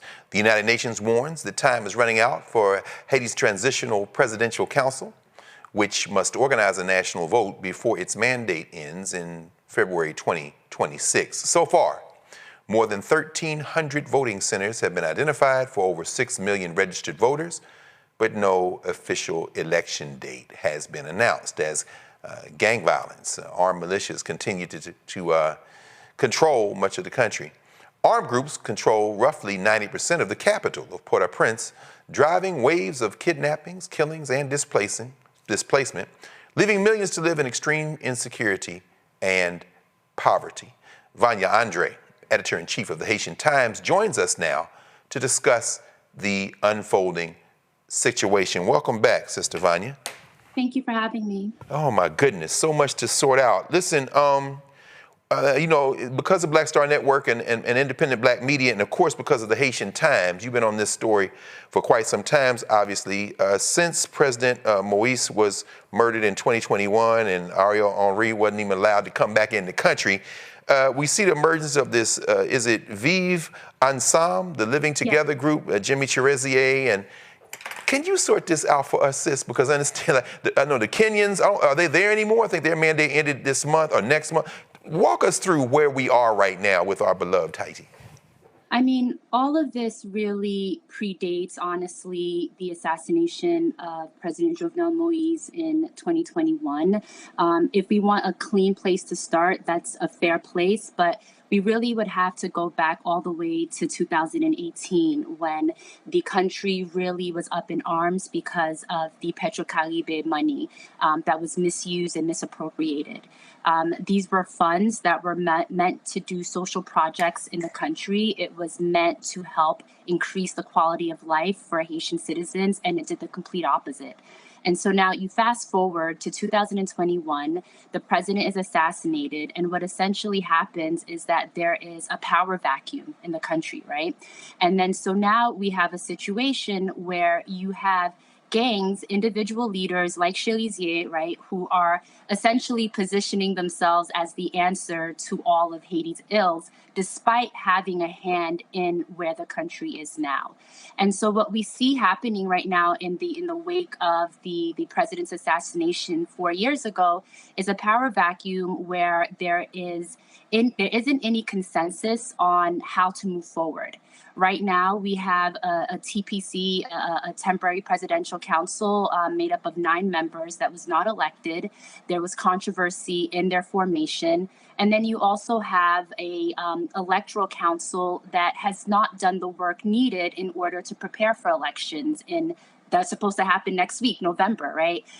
When this announcement was made earlier in the year that elections were happening in November, my team and I mean, we knew just off of the history of Haiti that this was not something that was actually going to take place. Instead of this year, them taking the time to actually take care of the logistics and all of the technicalities in order to implement elections in a fair time, the TPC Council essentially used their time instead to work on a referendum and a new constitution, which eventually was scrapped after pressure from the U.S. You mentioned the Kenyan mission. This was a mission that personally I feel was doomed to fail from the beginning. This is a mission that was underfunded, understaffed. You had Kenyan police officers that were ill-equipped to deal with the gangs who now at this point, they have ammunition, they have resources that even the Haitian police doesn't have. And so it was really a situation where they were set up for failure, personally, I believe. And now the UN Security Council is looking to backtrack and implement instead this gang suppression force, where there's been little detail on when they would be deployed, who would be a part of this mission, and how long they would actually stay in the country. First of all, for level setting us with Petrocaribe in 2018, all the news that is coming through these legacy platforms tries to make Haiti look schizophrenic and all this. Y'all been messing with the Haitians since they slapped the French and the Spanish and the English around 1804. So let's be crystal clear about that. Thank you for level setting that. As the Gerald R. Ford makes its way to the Caribbean Sea to mess with Venezuela, and like I say, Moise is involved. You're taking money, and then Venezuela looks like it's trying to help Haiti, and nobody likes black self-determination less than these former colonial powers. Help us with this because, well, first of all, just some basic questions. Where are they getting the ammunition and the weapons for? Is it still coming from the Dominican Republic? And this U.S.-backed gang suppression force, these 5,500 alleged police officers, there are no details, right? So in your best estimation of what's going on, what are these external forces involved, and how are they manipulating, manifesting? Because the way I understand it, CARICOM is the one who helped set up the transitional presidential council, but it seems like nobody has clean hands coming to the table. Could you talk to us about this a little bit, please? Well, you make an excellent question in asking where do these weapons come from in the first place, right? I mean, we're talking about military-grade weapons that, again, the national police doesn't have access to, right? And so where the guns are coming from, they're coming from the U.S. I mean, the Miami Herald, Jacqueline Charles, an amazing colleague in the space, she did an amazing report a few years ago looking at essentially this iron pipeline, right, of these weapons that are being smuggled from Florida into these privately owned ports in Haiti. And so when we talk about external factors, on one side, you have the Haitian diaspora, essentially folks that are part of the wealthiest families in Haiti, Haitian oligarchs that have a feet in two countries, right? So they have their homes, their mansions, they're living, they're living their life up in Haiti, but then also have their feet in the US where they're able to leverage resources and contacts there. And so they are the ones that own the ports, right, that are helping facilitate the smuggling of all of these weapons that are in turn then getting their hands in the bad actors, right? Other external factors that we have to think about is who is it that the US, right, the core group, and when I say the core group, I'm talking about the US, Canada, France, Brazil, right? Who are they negotiating with? They're not negotiating and discussing Haiti affairs with the average Haitian, right, or folks that represent the populace. They, again, are in talks with a handful of folks that represent the wealthiest interests in the country, right? And so when you ask what are these external factors, the external factors, it's money and greed, and also cutting out the majority of the population that are being impacted by these policies that are being set. In terms of our regional neighbors, I spent a lot of time thinking about what is CARICOM's role in it. Mm-hmm. And I want to be fair, right? Because of all of the countries in CARICOM, I fully accept and acknowledge, right, that Haiti has a very complicated past. It has a complicated presence and present and future, and that there are a lot of different issues that have compounded over time to lead us there. However, what I have always hoped to see is that we look less to Western powers, we look less to the US to help solve our issues, and we focus more on internal Haitian-led solutions, and then also lean on our counterparts in the region, right? When Kenya was picked to lead this mission, I was baffled. The team and I, we had open discussions, trying to understand how is it that Kenya, they have their own problems in their country, right? Their own strife with their own president, that they are being tapped to lead this mission, when from my understanding, Jamaica had offered, right? Jamaica has had success in quelling gang violence. There are other countries regionally that have more similar gang issues as Haiti does than Kenya. And so when thinking about the external factors, it's really who are allowed to even come to the table and have an opinion and have a proposed solution. The other thing that we see that's happened in the last 4 years that we really haven't seen in years past is the sophistication of the gangs, right? These gang leaders are very well adept at public relations. They are out there, getting interviews with legacy outlets, with mainstream outlets, helping to push a narrative that they are the savior, essentially, right, to all of Haiti's ills. And then in terms of current times, they are the ones that are also asking now for a seat at the table, right? And so they are likening themselves, you mentioned Viva Sum, as a political group now, right? Despite being sanctioned by the US as terrorists. And so there are a lot of historical and current issues that are compounding that is really making the situation unattainable and really not sure what the path forward is. Thank you, sis. I'm going to bring the panel in.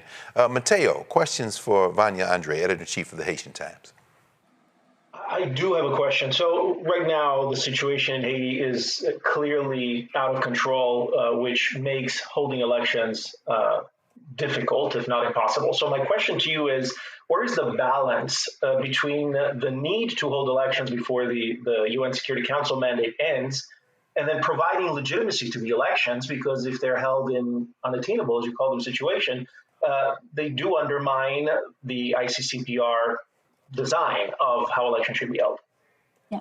So on one side, there are political actors in the country who do believe that we should not rush to an election, right? That we need to take our time and make sure that this is something that is thought out in terms of logistics, in terms of safety. And now we have the compounding impacts of Hurricane Melissa. You have thousands of people displaced, more than a dozen people that have been killed. And so thinking about all of these different factors, right? So there are folks like, we need to take our time. On the other side, right, the fear is that we are going to see history repeat itself, where we will not have another election for another 5-10 years because we have a temporary transition power that is perhaps, subconsciously or willfully not willing to give up power. And so the happy medium that should exist is that there is an order within Haitian law that would allow a judge from the Court of Cassations to be the one to essentially hold this temporary power and then use that time to help coordinate elections. Now, what we've seen with Haiti, what is supposed to happen in theory and what happens in practice are completely on opposite ends of the spectrum. And so what I suspect will happen is that elections will not be held. February 7th will come. We will still have the TPC in power and protests will happen. And we've seen this happen year after year. My goodness. Let's go to Dr. Kirk. Dr. Kirk, questions for Vanyandre? Absolutely. I just want to, before you even make a brief comment, is that I'm really happy to hear about the people of Haiti really having to be, sadly, forced to really be self-sufficient in this moment when they need so much. So, but the fact that they are resilient and that they are strong and they're pushing through is really reassuring. I noticed I've been following very closely the city of Springfield, Ohio, and how this city is being devastated by the Trump policies to remove Haitians who are there legally under asylum that are significantly benefiting this economy, this community, and how that community is hurting as a result of it. And so it just indicates and shows the strength of Haitians and their impact across the diaspora to benefit and build communities and economies. My question to you is this. We realize that the American government doesn't give a damn and won't lift a finger to help Black and brown people across this world, specifically in helping our brothers and sisters in Haiti. But what can we, the Black people in America, do to be of greater support to our brothers and sisters in Haiti? I would say, looking at your Haitian brothers and sisters, your neighbors as one of you, right? I think in general, we as a human species, right, we are very tribal, and it is human instinct, right, to other people. And instead of othering, I think we should be looking at what unites us and look at our common struggles and find a way to see the humanity in other people. The situation that you've just outlined for me, it's bittersweet for me to hear, because on one side, it's beautiful to see that when Haitians are given the opportunity to live in a safe environment, when Haitians are given the opportunity for resources and jobs, they flourish, right? And so for me, that's beautiful. And we've seen that evidence of Haitian communities all throughout the country and for decades, right? Haitians are not a new immigrant population in the US. We've been here from revolutionary times, right? But at the same time, it brings me a lot of sadness that the conditions in Haiti are so deplorable that folks have to leave, right? I mean, earlier you mentioned, folks that have been displaced, 1.4 million people in the last two years, essentially, right? 2 to 3 years have been displaced, have been forced to leave Port-au-Prince. And imagine, just to give a comparison, right? Imagine the United States, right? And 90%, or let me be a bit more conservative. Let's say 70% of the population of the United States lived in New York, right? And then the other 30% was dispersed throughout the Midwest and the South. That is the situation in Haiti, right? We have about 70 to 80% of the population that was all concentrated in Port-au-Prince that have been forced to flee. And so part of this narrative is like, oh, it's not Haiti, it's Port-au-Prince. But what's happening in Port-au-Prince has a direct impact on the migration that's being forced, right? This is creating a humanitarian crisis. And then what's happening is that Haitians are confronted with xenophobia and racism everywhere they go. And so again, to go back to your question, what can folks do? It's see the humanity in other people, right? Help somebody that you may not be familiar with their background. They speak another language, and versus seeing them as other, welcome them into your communities. Thank you. Brother Michael, Imhotep, questions for Vanya Andre. Yes, Vanya, with you just talked about Viva Sam Gang Alliance declaring themselves a political party. And Reuters reported October 22nd, 2025, that Viva Sam is calling for dialogue with the establishment. So I was wondering, what are some of their demands as a political party, Viva Sam, and do we know who's funding them? The question of who's funding them, that's a complicated question within itself.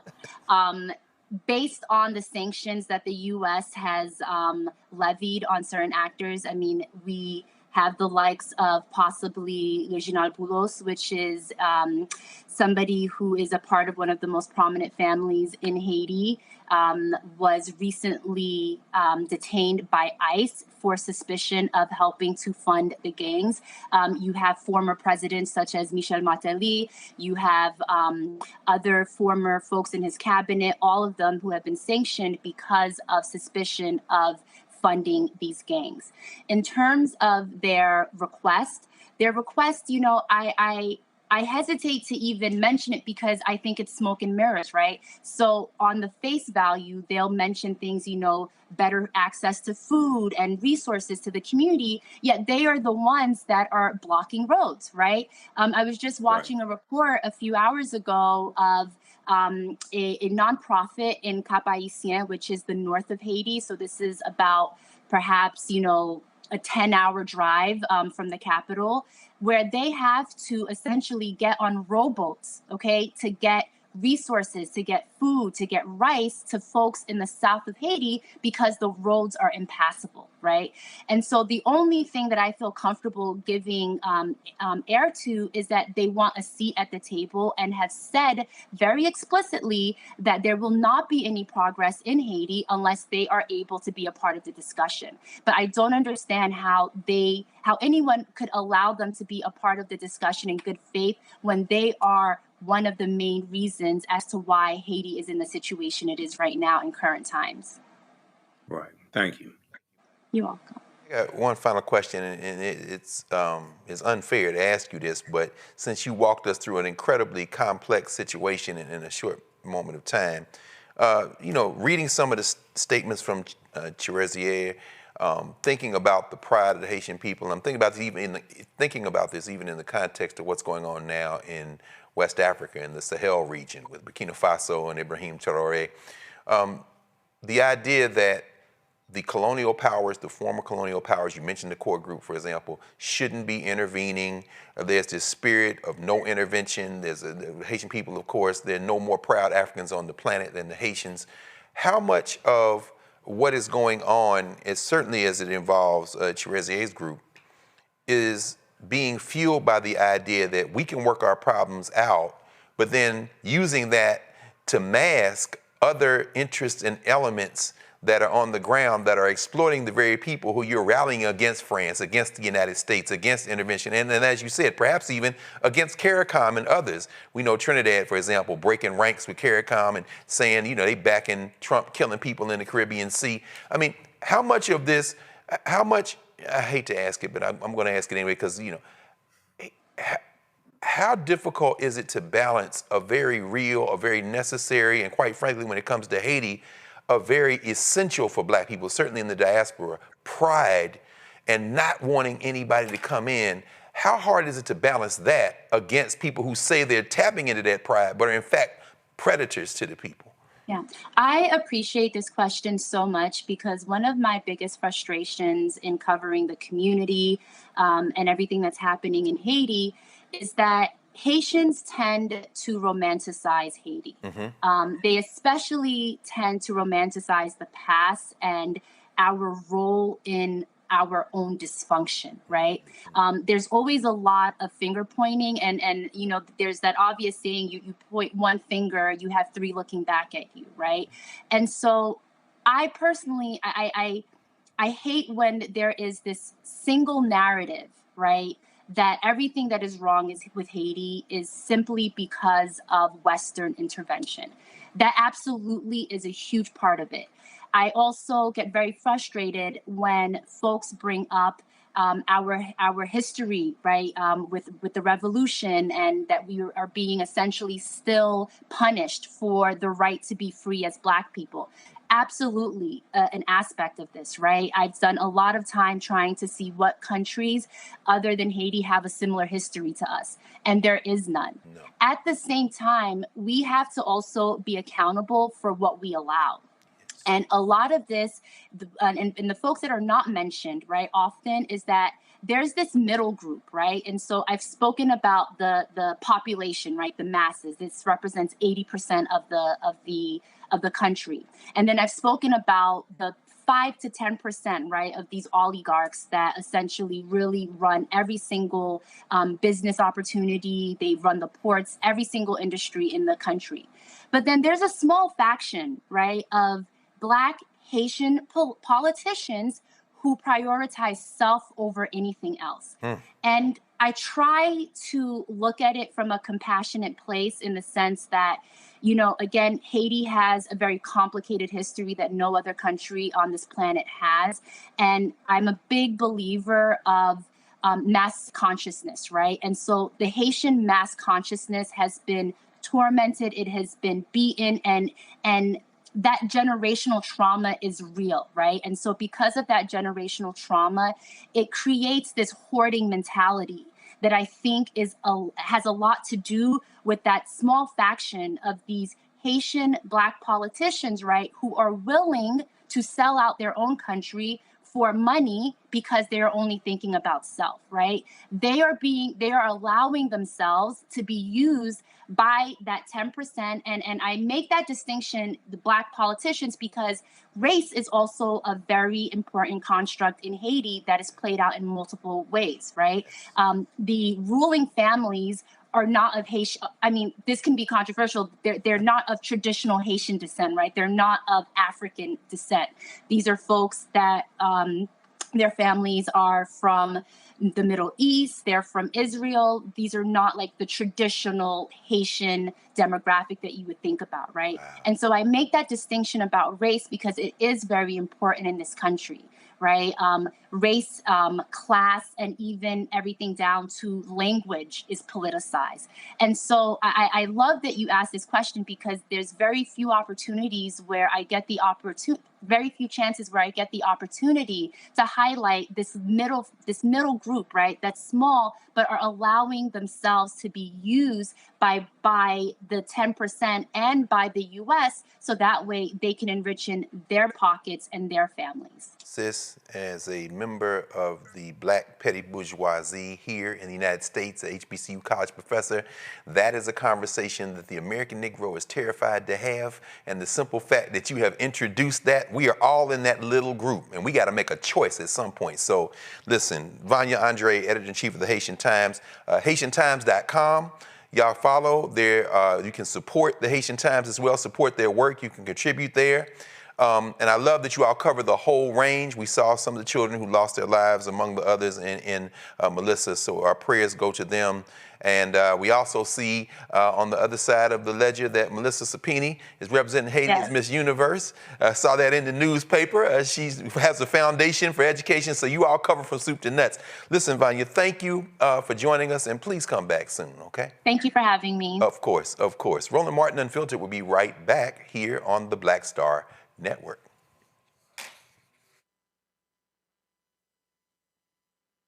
If in this country right now, you have people get up in the morning and the only thing they can think about is how many people they can hurt, and they got the power, that's the time for mourning.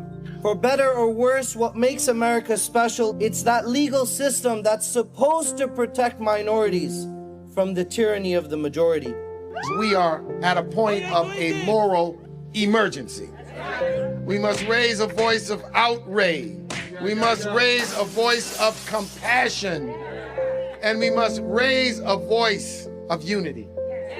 We are not in a crisis of party versus party. We are in a crisis of civilization, a human rights crisis, and a crisis of democracy itself. And guess what? You've been chosen to make sure that those that would destroy, those that would hate, don't have the final say and they don't ultimately win. Hello, we're the Critter Fixers. I'm Dr. Bernard Hodges. And I'm Dr. Terrence Ferguson. And you're tuned in to Roland Martin Unfiltered.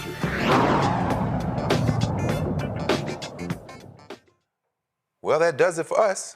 I want to thank our panel, Michael Imhotep, Dr. Zachary Chris, and Mateo, the Justice Guy. Thanks, you all. Thanks to Roland for letting me sit in the chair, because you know we're in good hands. Got Carol and Henry, the whole crew back there.